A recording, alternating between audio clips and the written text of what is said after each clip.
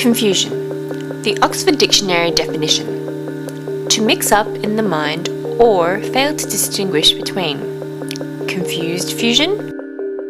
Banana. My definition. Yellow-skinned, white-scented, and grown throughout Australia.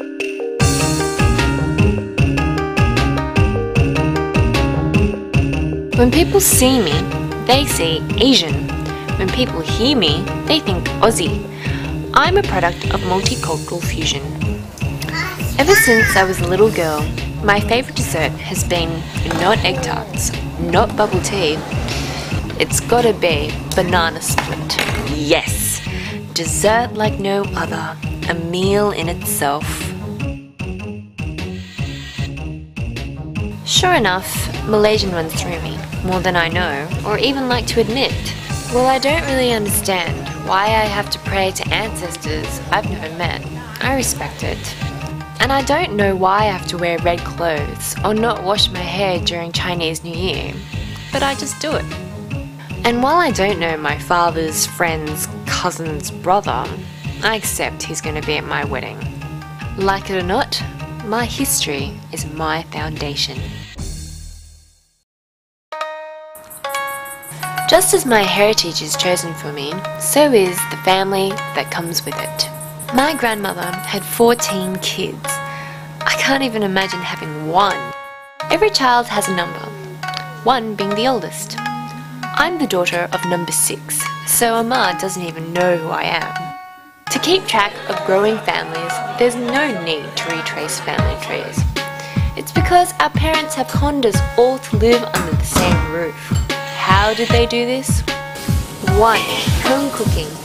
Mum was inconsolable the day they released microwave laksa in a box. You see, food to Malaysians is not just about eating, it's a way of life. One should always eat like they have a good life. However, good life does not often come conveniently pre-packaged on a supermarket shelf. 2. Education. My parents say, to excel in life, one needs to study hard. I say, to study hard means having no life.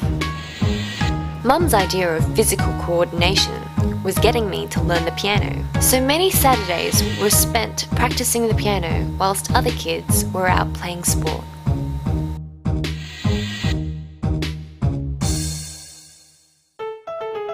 What do I know of being Malaysian Chinese? I know more of the Wallabies than I do the entire Malaysian Olympic team. And I know more about glebe markets than I do about Penang's Pasar Malam. And I know our home is girt by sea, but I have no idea what is girting around Malaysia.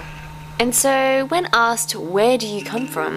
I think, where do I come from? If you say Australia, I think Malaysia. If you say Malaysia, I think Australia. It's been said that the greatest reflection of yourself is one's closest friends. On days when I feel Aussie, I'll throw around a footy with mates, laze on the beach, or hang at the park. On days when I feel confused, it's an open invite to my place for all Aussie supporters to barrack for their national sporting heroes whilst eating my mum's famous homemade laksa. On days when I'm feeling Malaysian, you'll find me showing off my skills in popular Asian sports such as badminton or dragon boating. At least they're not really up against other Asians with the same oncogenetic makeup. Our image is how you see us. It's like we have something to prove. And that doesn't stop my mum haggling for that 20-cent discount on that durian. If my parents have taught me anything, it's that discount is good, free is better. But don't expect me to haggle just because I look Malaysian. Despite all my conscious efforts to talk like an Aussie, the word la is embedded in my vocab. It's the language of all Malaysians. So when in doubt, all you need to do is wait for the la. It will help spot a Malaysian from all other Asians pretty much straight away. It's as easy as spotting Guy from Flint. Just as Guy does not equal Flynn, Malaysian does not equal Asian. Guy, our idol. Can you believe that a Malaysian Aussie with the fro won? Confusing? Perhaps it's not that confusing or surprising. Perhaps it's just a reflection of who we are.